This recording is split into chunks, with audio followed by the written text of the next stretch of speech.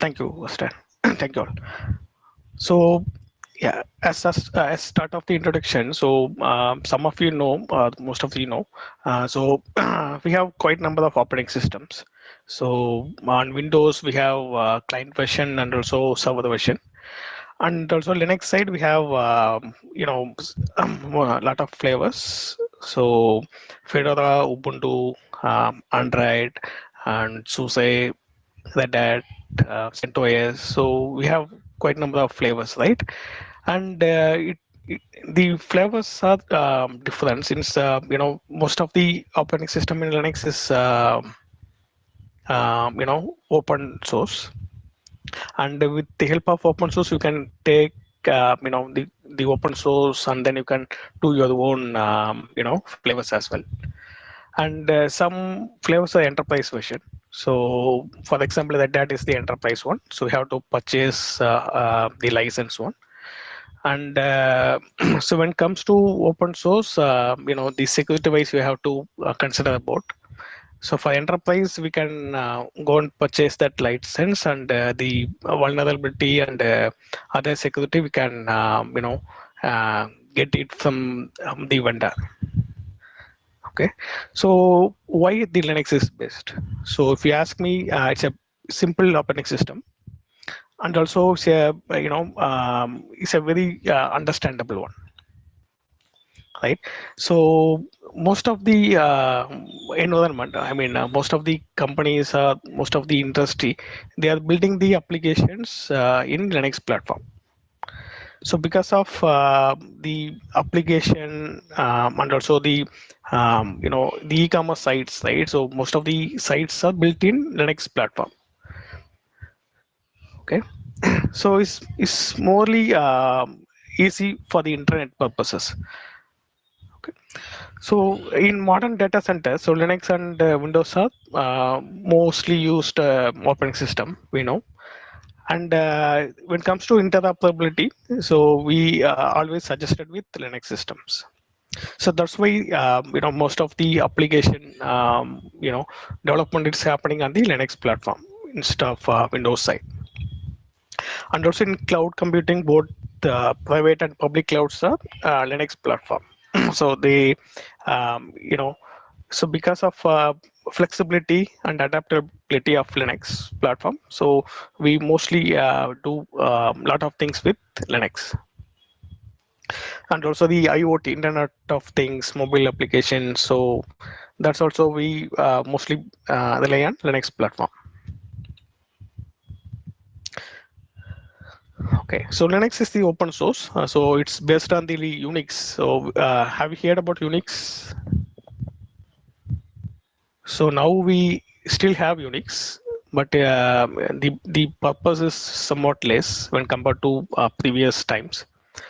S Yeah, any questions?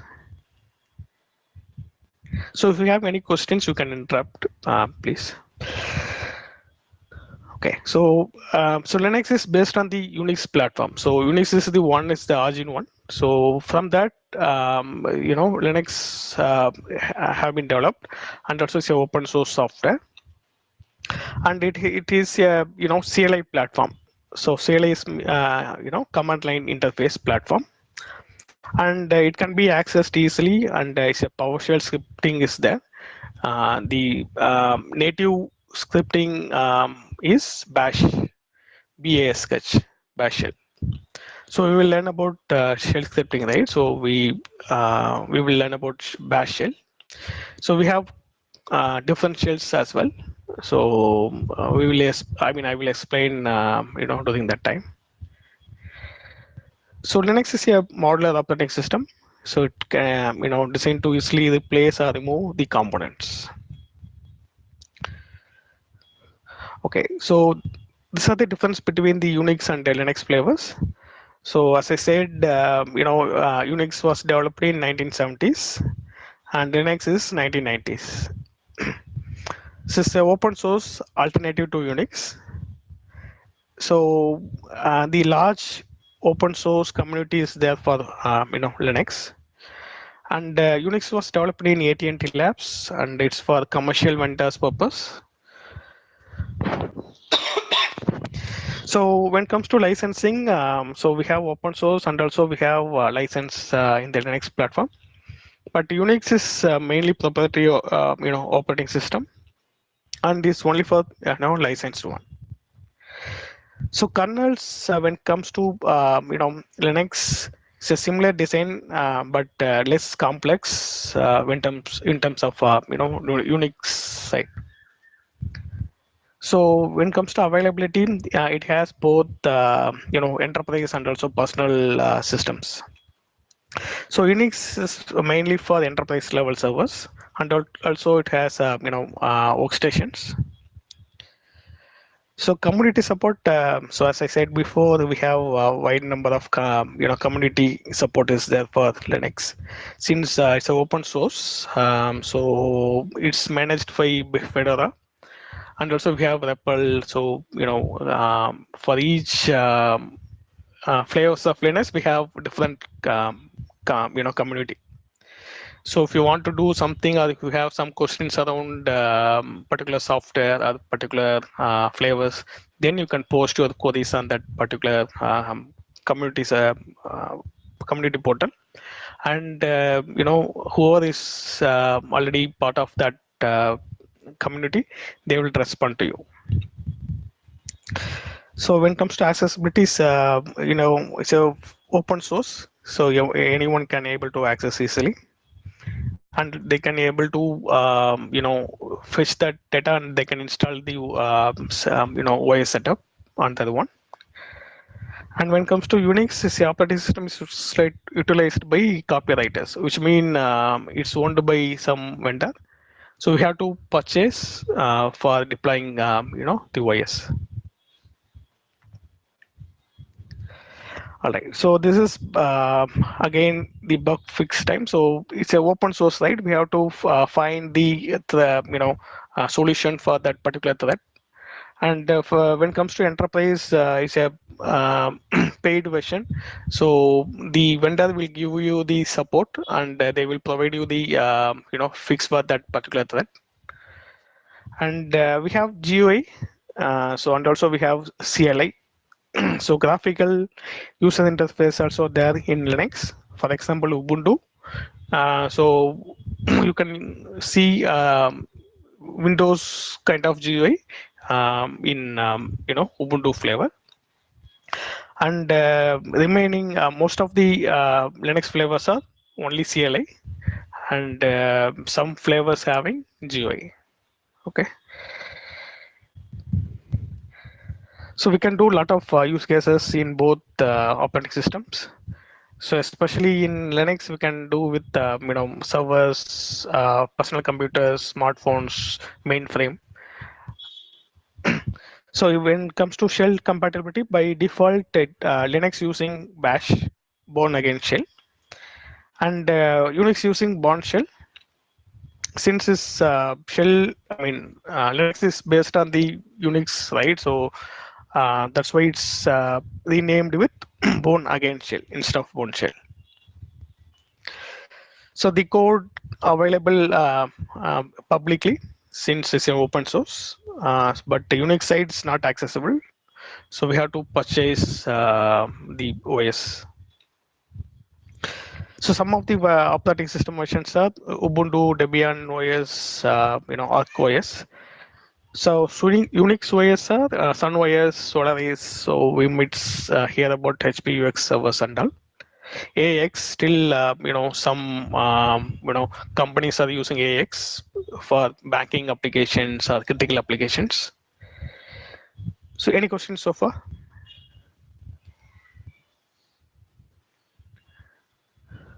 No. Yeah, thanks.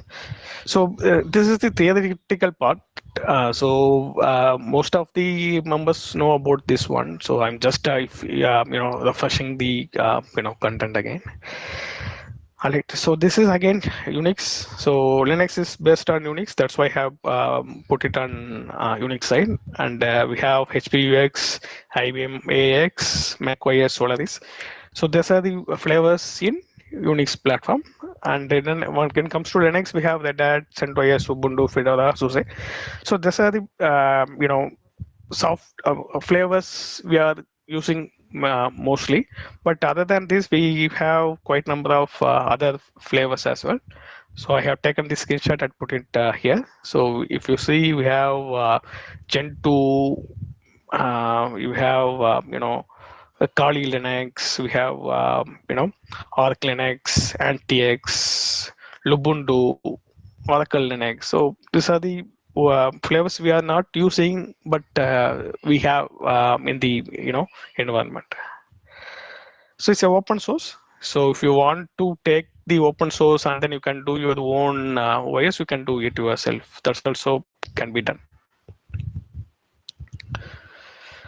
Right. So when it comes to features of Linux, we have multi-user capability. So many users can log in at a time. So and also multitasking can be done. So we can perform multiple tasks, in the background as well. So we have pipes. So pipes is nothing but you can run multiple programs, and we can create a complex program as well using pipes. The file systems are hierarchical. So hierarchical means there's a parent, and from that it is divided into child, right? So it's a hierarchical file system. So whatever we are seeing on the Linux is a file format. We already know, right? So if you see it on the Windows, we can able to find folders, files. We can able to find the GUI platform. But when it comes to Linux, so everything is a black screen. So which means it's a CLI platform, command line interface, right? So we have to find, so if you want to do something, you have to find which file we supposed to do, which command we supposed to use, right? So everything is available in the form of file system. So it's a structured way of there's a structured way of organizing the files. So if you see, we have slash etc slash temp slash user. So we have your folders, right, in Linux platform. So under that we have your specific files, specific sub files, subfolders. So it will be there. It is organized into for specific purposes. So for example, you can see configuration files under the etc. So it might be a application configuration, or any software configuration, or any system configuration files you can able to find under etc folder. So we will learn about that later. And also security point of view, we have username and password. So we have to provide for authentication. So we can use AD account as well. So have you heard about AD authentication in Linux servers?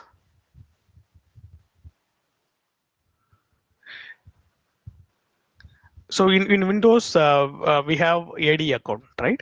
So using that, we can able to use our AD account credentials to connect the Windows servers. So is anyone used the same AD account for Linux servers?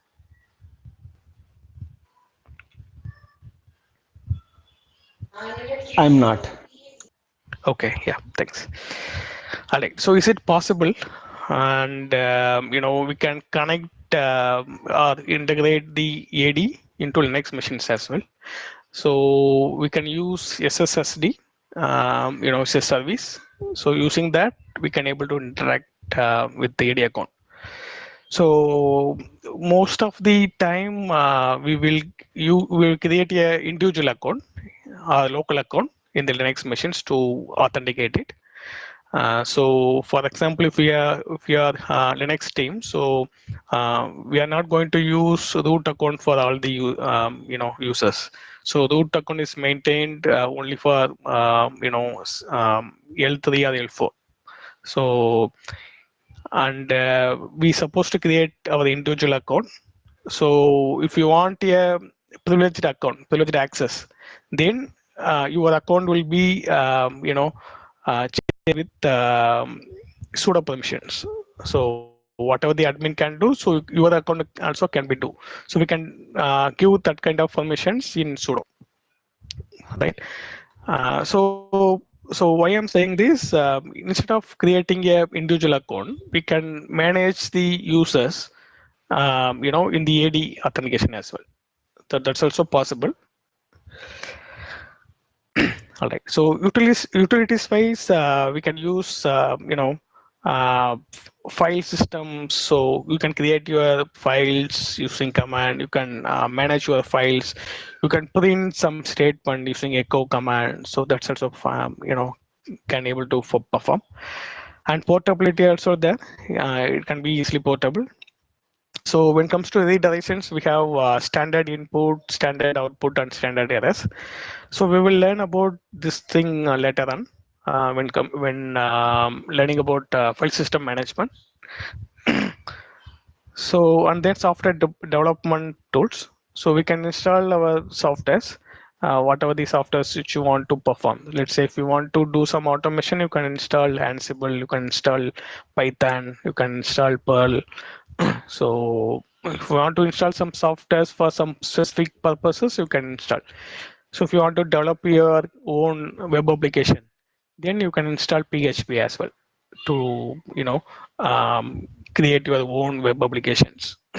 So if you want to install Python framework to design your web page or create your web page web application, so you can install Python. On top of it, you can install Python framework, Django, Flask, those kind of framework also you can install.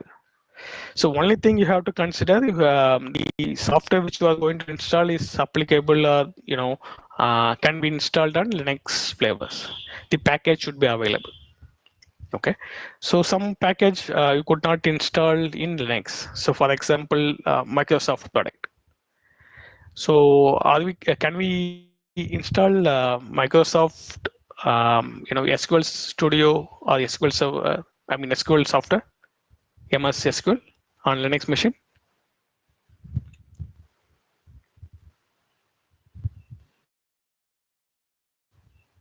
If we have a Linux RPM, then probably yes. Yep. So we could not install the software studio. I mean MS SQL Studio. Instead, we can install the utility. So there is a Linux utility will be there. SQL utility. So it's specifically for Linux machines. So using that package, utility package, we can install, right? So whenever you are going to install some package, you have to make sure it can be installed specific to Linux. Okay. So by default, if you go and check the Microsoft page for MS SQL, you can the package or software is in the form of .exe or .msi, so which can be installed only on Windows servers. So for if you want to install for Linux servers, you have to make sure specific package or specific version is applicable for Linux flavors. Okay. So when it comes to system architecture, so operating system. So what is operating system? Any idea?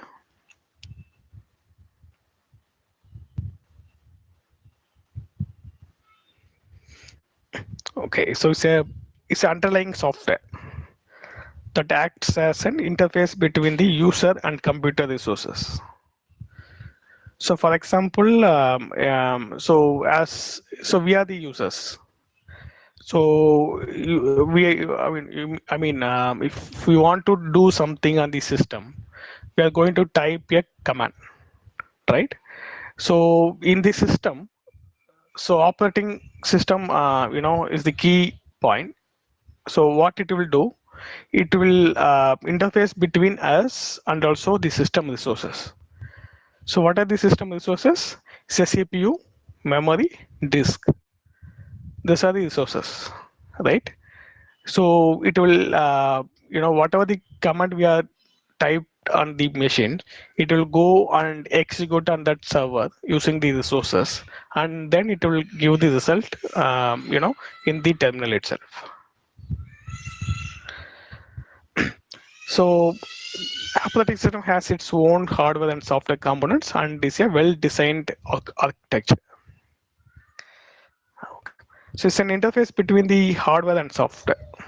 This is in the overall, design. So there are three components in the architecture level. So one is kernel. So kernel is the source manager of the operating system. Okay. So it is responsible for sharing system resources between multiple processes that are running in the system. So it's a resource manager who will act upon, on the resources. So based on the system utilization, it will allocate and do the process, and it will provide the result. Shell is the interface between the user and also the kernel. Okay, so with the help of shell only, it is interacting with the user. User inputs and also the kernel activity. So Linux has a different types of shells. So bone shell, bone again shell, C shell, T shell, K shell. We have N shell as well, and N shell for network shell. So likewise, we have more shells available. So by default, if you install the Linux server, Linux OS on the particular machine, so you can able to find the default shell is bash shell. So for Linux, bash shell is the default one. So for Unix, Bone shell is the default one, BS. Okay, but for other shells like C shell, T shell, K shell, N shell, and all, so we can able to install explicitly. So which mean if you want to do something with that particular shell, you can install later on. But by default, it will be there with bash shell, bone again shell. Okay. So which shell is the default one on the Windows servers? PowerShell. Yep, correct. So in the Windows, PowerShell is the default one, right? So likewise in the Linux, we have Bourne again shell, Bash shell. And Napoleon. Yeah. What is for this shell actually? I didn't get it. Can you Okay. go through, the difference between kernel and shell? What is it exactly Okay. doing that one? Okay. The purpose of kernel is to manage the resources like CPU, memory, and disk. System resources means CPU, memory, disk. These three things. Okay. So kernel act as a resource manager on the operating system. Is it clear? Yeah, that's clear. Yeah. Yeah. Shell is the interface between the user and kernel. So which mean if you are giving some command, let's say ps. PS is the command to get the process of that particular server. Okay. PS is the command to get the process of a particular server, that server. Okay. So if you type ps, it will go and execute on the kernel. Okay. It will give the result. Okay. So it's a interface between the user input and also the kernel resource manager. Is it clear? Got it. Okay. Okay. Yeah. Okay. So the third. And okay. In that case, then what is the other shell is doing, like C shell, T shell, K Mm, shell, and that? You yeah. said the default is for Linux is bash. Correct. Using that, we can able to do a kernel related activities or whatever we want to execute with that one. Yes, okay. Yeah. What is the other shell is doing for here? Already we have Okay. a shell here, so what is the Mhm. extra it's going to do? Yeah, it's good question. So we have different shell available in the industry or market. Okay. So the purpose is something Quite interesting actually. So for example, we have N shell. So N shell is nothing but it's a network shell. So if you want to do something on the network, so for example, um, we we can install or we can have network servers on the Linux server. I mean, sorry, network devices on the Linux flavors, right? So I mean, so if you want to do something on the network, so we can install network on the Linux machines, right? Uh, So Already network especially is coming.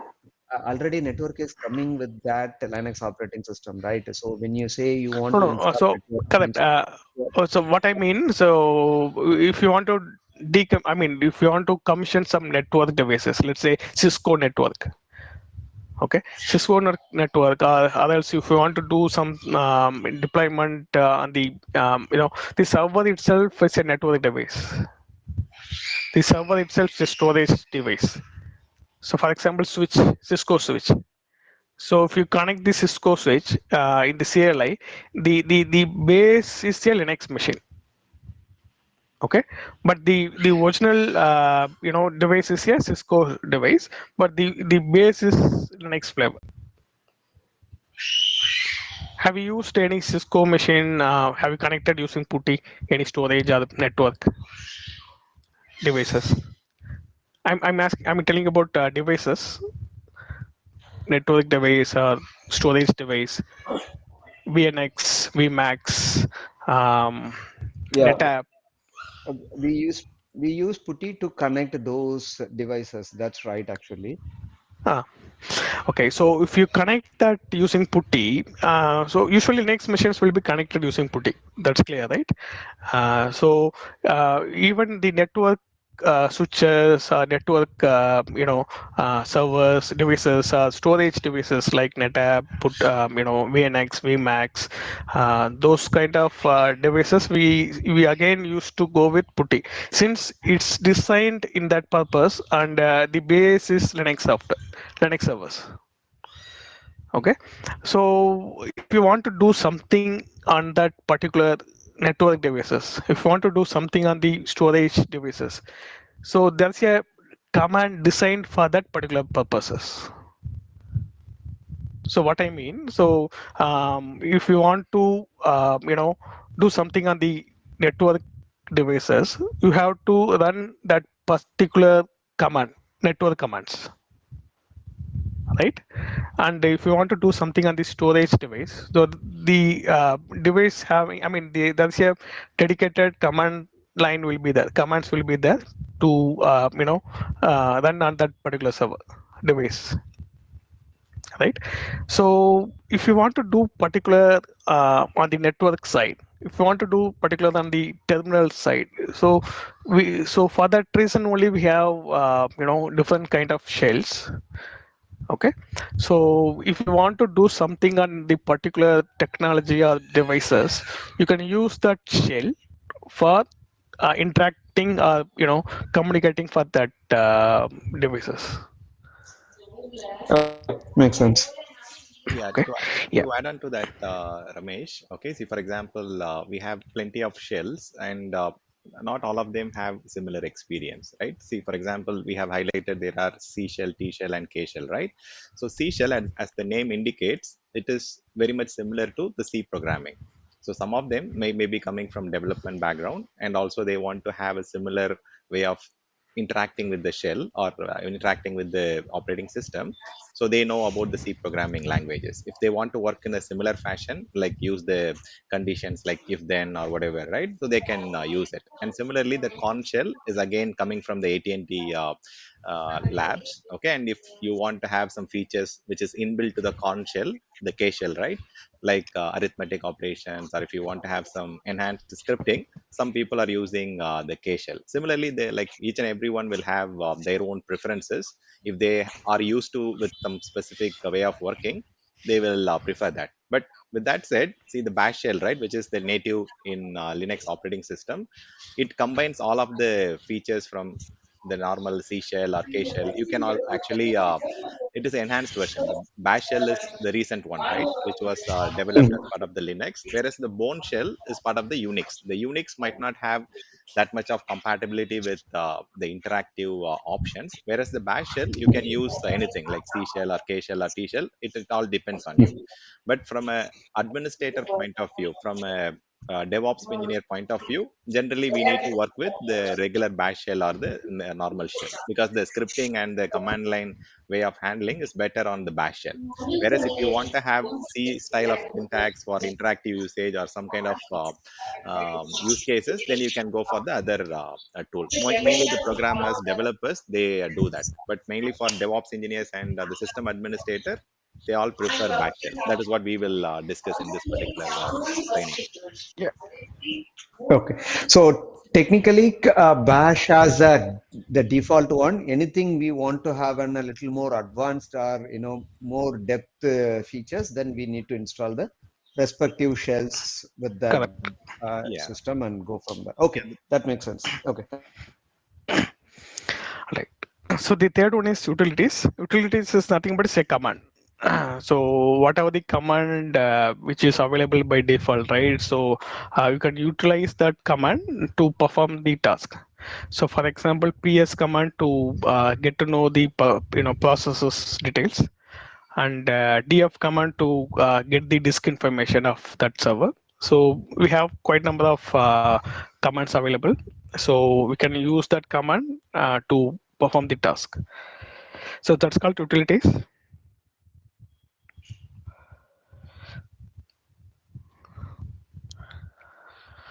All right. So any questions so far?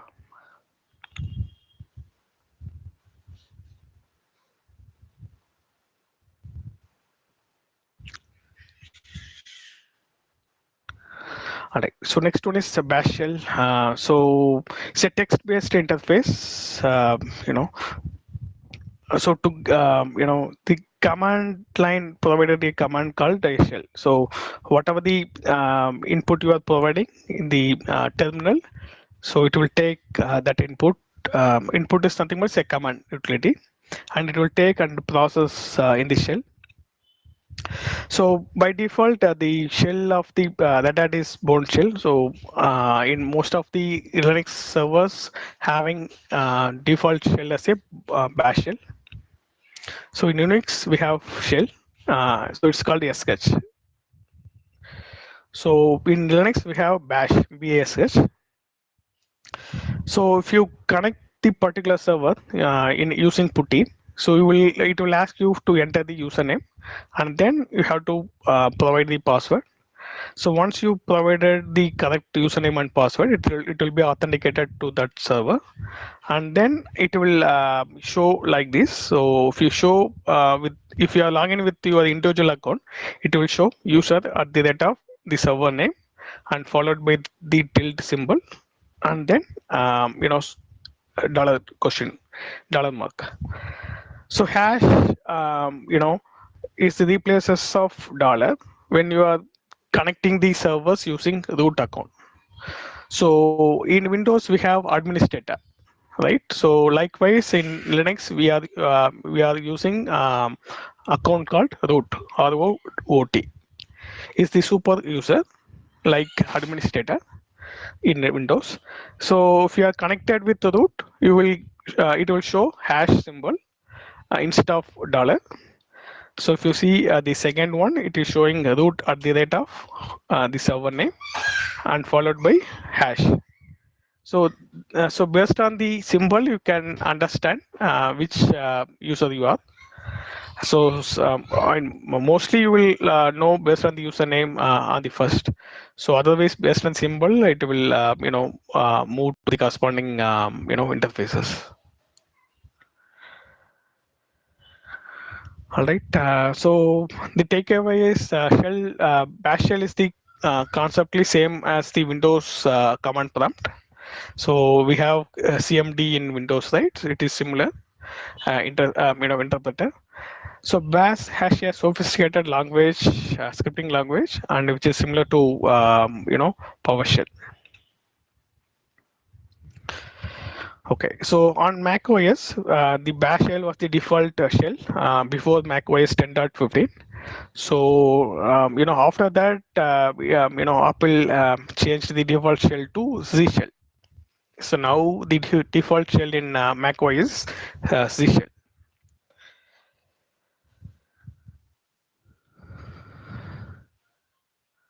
Okay. All right. So next is shell basics. So the command is the one which is mostly we supposed to understand. So based on the command only, we supposed to get the output, and also we have to perform the task. So initially we have to understand the command. So if you are not sure the command, for example, if you are going to do something, so you have to make sure which command is mostly appropriate for that particular task. So if you want to perform or if you want to get disk information, you have to use df command. So if you already know the command, you can just type and get the details. If you're not sure, probably you can get the help from system itself. System itself, we have help command. Using help command, so we can able to find the documentation of that particular command. So if you're not sure on the command, you can get help from the internet. So so for some commands, you can get it from the help. Help is nothing but it's a documentation. It's a local documentation. So it's already there in the system itself. So we can learn about the help system in the next class. And basically we need to understand the command. Okay, so if you want to do something, make sure which command is supposed to use to perform that task. So each command having its options and also supported arguments. So options is mainly to adjust the behavior of that command. So arguments which are typically targets of the command. So for example, if you want to do some modification on the user, so we have to use user mod command. So, okay, so in user mod command, where we can use options as -l. So and then we have to provide the input. Input is the argument. So we can call it as arguments. We can call it as input parameters, inputs. For providing the input. So in user mod, so -l is the option for that command, and user one is the argument or the inputs. Okay, so based on the user, it will take or accept the user input, and then it will go and log that account. So -l is the option to log the account.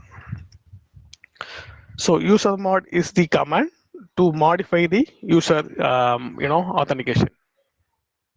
Okay, so user mod is the command to modify the user. We are passing -l as the option to log the user, and we are providing argument user one. So for that user one only is going to log the system, log the access. Is it clear? So likewise, for each command, it might have the arguments, and I mean it's supposed to accept the arguments, and also it might have the options. Any questions?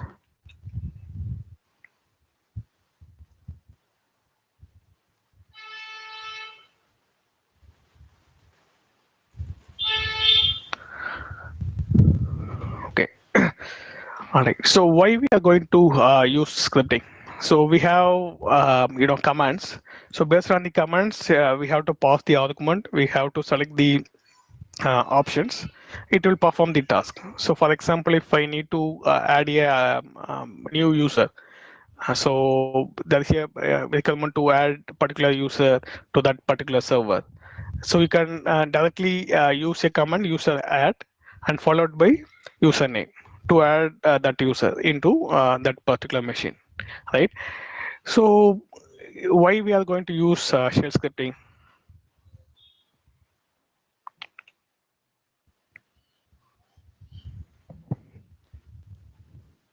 So is it we can use command to perform the task, right? So why we are using scripting to perform the same task?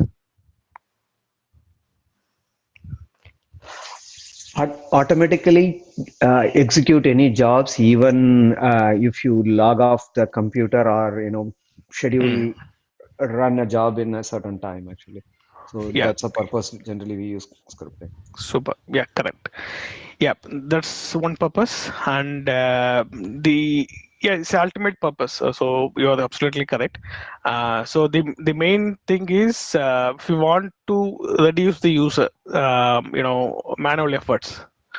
So, for example, so one person is asking to provide access to, one server is fine. You can go to that particular server and you can use a command user add to provide the access. But if you want to give access to 100 servers, 1,000 servers, right? It is very difficult to connect each and every server to give the access or to run the command, right? It is taking more time. Instead, you can reduce the manual efforts. You can automate the process. So, whatever the a process is time consuming or repeatedly you are going to perform, so repeated tasks, then you can have the opportunity to automate that process. Okay, so how to identify the opportunity? So based on the process. So if it is a standard process, and if it is a time consuming, and also it is a standard way of handling for multiple occurrences. So we have to take those candid as a automation use cases, and then you have to find the which scripting or which tool is suitable. So based on that, you can create your logic to perform the task. Okay, so shell scripting is very important if you want to do the same thing for multiple systems, or if you want to do something on multiple occurrences. Let's say if you want to add 50 servers, sorry, 50 users to the to that servers, or if you want to add 50 users on 50 servers, so it's a recurring task, right? So those kind of tasks we can able to perform using shell scripting.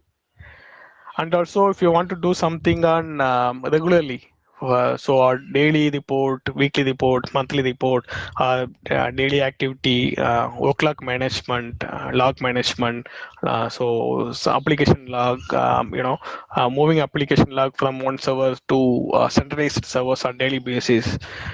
So those kind of use cases also you can use shell scripting to perform the task.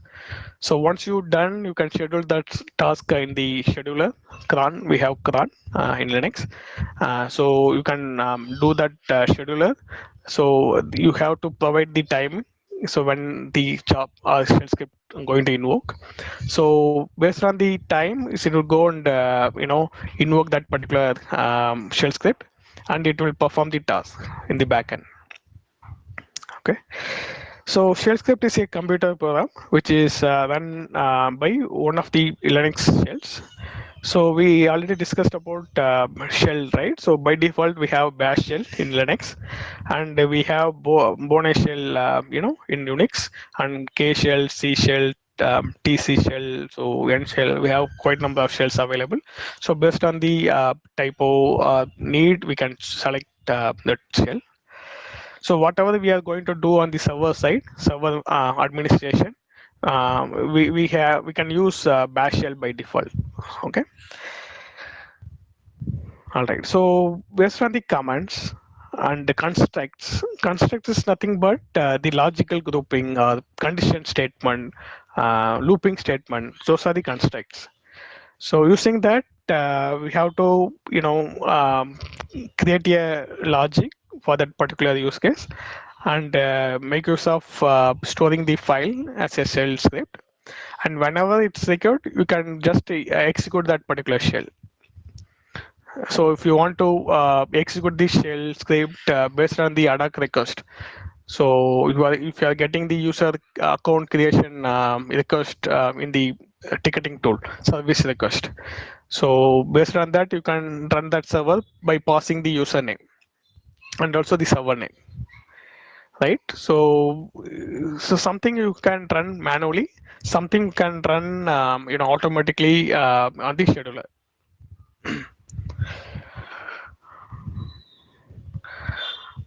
All right. So the purpose of automation is something, as I said before, we can have a lot of chance in data center operations. So it's not only in Linux automation, it's, entire data center, right? So whatever we are using as a, hardware, software, networking, OS, data, storage, backup, Citrix, reporting. So in each tracks, let's say, so we have a lot of opportunity to automate the process, manual process. So so we can do it in on we can do automation on premises and also cloud environment. It's not specifically to on premises or cloud. It can be anything. So the wires, I mean the server is placed in vCenter or it's placed in AWS or GCP or Azure. It's not a matter, right? So only thing is a OS. How we are going to authenticate? Using username and password. In some time, we are going to use the private key or public PEM or PPK file, right? So it's an authentication mechanism. Just that's the one. It's different. So the authentication mechanism is different. Other than that, it's a Linux OS or Windows OS. We are going to manage with the help of shell scripting or Ansible or any kind of automation. Okay, so when automating the task, so the what we are getting is a higher productivity, reliability, availability, and increased performance and reduced operating cost. Okay, so you have to identify the opportunity. So whatever you are doing as a manual process, so you can try to automate that process. And for that we need to understand the technology, let's say scripting, and also Ansible. So based on the syntax, you have to understand the syntax and logic you can design based on your manual work. So you have SOP, right? Standard operating procedure. So based on the SOP, we just need to understand the process, and based on the process, we can come up with the logical part, and we can design in the flowchart or the algorithm. So we will discuss more about the software discipline or design pattern and all later. And based on this system, we can create a task. So we can start with a small task, L1 task, and then we can add some complexity into L2 task, and then say end-to-end automation, change management activity. So we can do automation of patching, so automation of server hardening, so automation of software installation. So we can have the variety of process, right? Various process available. So we can go with one by one. So in the DevOps, say, CI/CD pipeline, right? So we can use shell scripting as a subset of DevOps pipeline, and also we can use Ansible also in the configuration management side. Yep. Any questions?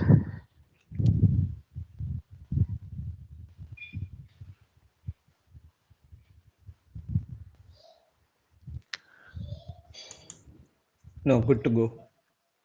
Yep. Thank you. All right, so that's all for the day one. It's a introduction class, right? So that's why we have, it's a theoretical way of class. So probably, on next week onwards, we will go, enter into a lab, and also we will learn in detail on the file system hierarchy.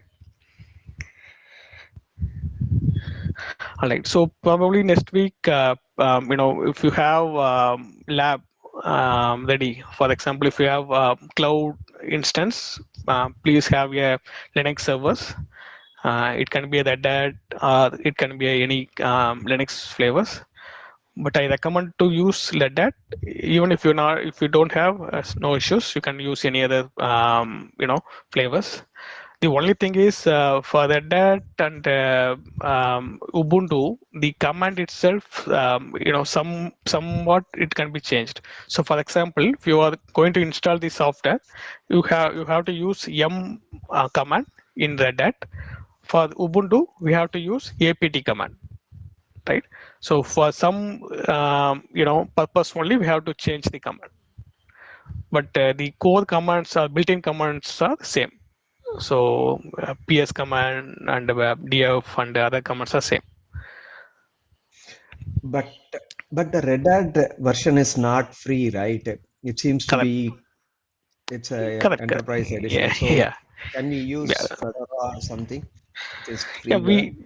we have Red Hat Lab as well. So for the lab setup, so what I would recommend, if you have cloud version, I mean cloud free instances, you can use that. You can deploy one service on cloud if you have free account. So the second one, if you don't have that one, and then you can go with Oracle VirtualBox. So we have Oracle VirtualBox, right? So using Oracle VirtualBox, you can add one or two servers, virtual servers in your own machine. So for that, we need OS, right? So we can use Ubuntu free software. Even that soft free version is not there, but the client versions might be there. Probably you can check that one if it is available, or you can crack it. And if you could not able to find, you can do with Ubuntu free version. So that's second option. The third options, we have one online lab. So I will provide you the link on that one next week. You can utilize that one online lab. So only thing is, it is only for 50 minutes, 50 minutes. Okay. So after that, it will be refreshing. So you could not able to collect the data. So whatever you written. So for example, if you typed something, or if you created a shell script, you could not able to take the backup after 50 minutes. Okay, so that's the challenge. So either we can go with one two option one, option two, or the option three. Okay, Option one is which cloud you recommend, AWS or it's up to you. Azure or It's up to you. Google? Anyway, anything is fine. So whatever the account you have, free account you have, you can utilize that one. So only thing, you have to have one Linux instance, EC2 instance, or any Linux instance. Okay, that easy to install also you are recommending Red Hat Linux. Correct. So Okay. if you already have account, then please deploy one, and after the lab or class, you can stop the instance. You know how to handle, right, on the free version.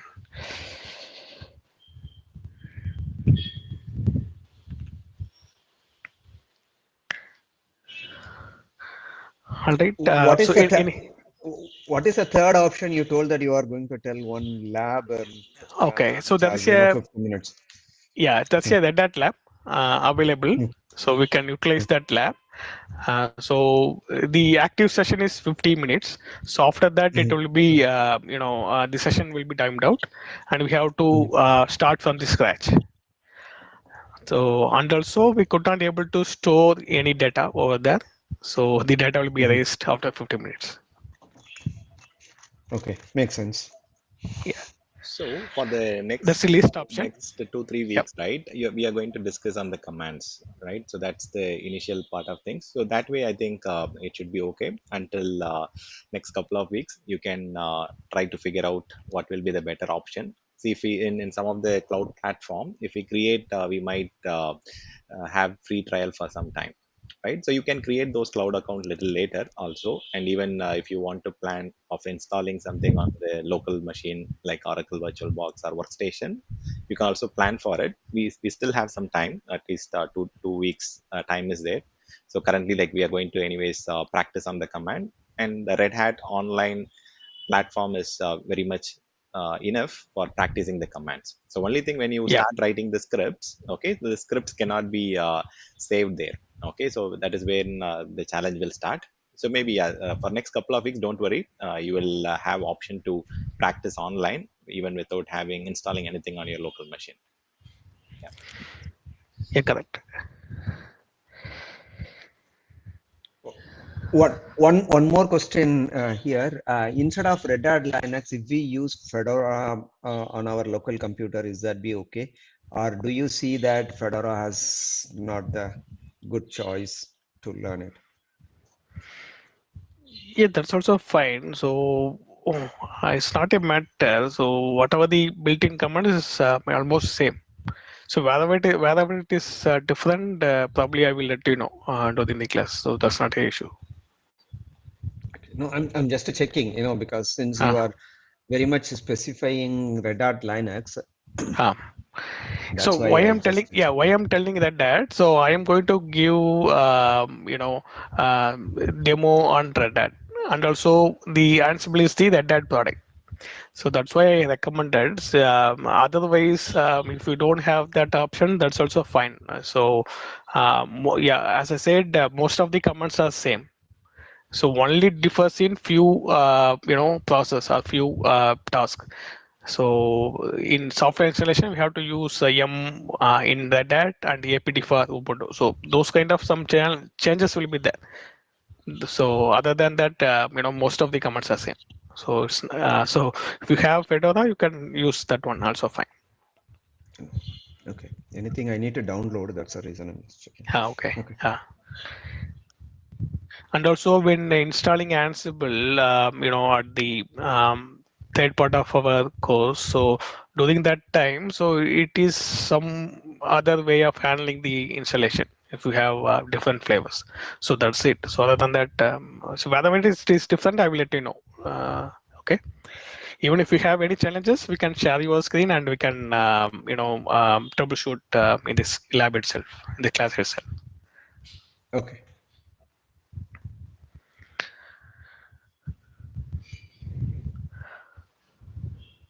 All right. So any other questions?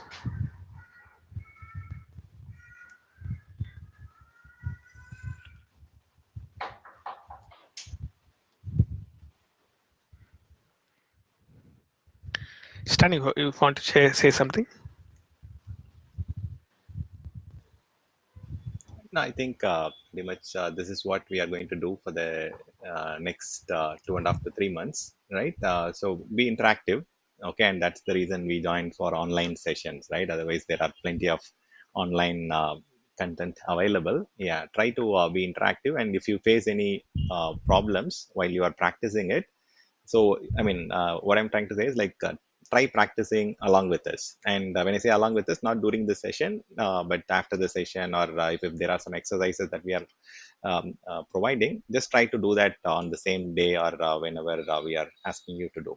So that way you will get a lot of doubts, and we also have an option to share your screen, and then we can look into what are the errors we are receiving. So it is going to be very helpful if you start practicing from the next week, right? That is very important. And see, that end goal is to make you write a script on your own, right? That's the end motive. And also, in order to write a script, you need to understand what are the different scripts that are already available in the market, and we will also share some existing use cases and script that we have. So you will also get to know how the script is written, and you will be able to modify what is needed for each customer environment, right? So that's the thing. So it is going to be a hands-on interactive session. So you also have to be interactive. And thank you, Ramesh. You have been asking a lot of good questions, and team, we expect the same from everyone, right? So that is very important to get things clarified. Even as a person who is sharing the knowledge, so they will get to know whether you are able to follow, or if you have any questions, or if you don't have questions, so then you can just say we are good and we can proceed further, right? So that's the bare minimum expectation. So I'll share the link to the same set of content in Tamil. Okay, so if you want to go through that during your free time, you can go through it. But as I said, ask questions during the session, which is more relevant to the topic that we are discussing. End of the day, on that particular day, if you have any questions which is not relevant to that particular day session, you can ask it at the end of the session, right? So that way we cannot, I mean, we won't get distracted during the session. So just setting the expectation. So feel free to interact with us, interrupt us anytime if you feel you're not following us.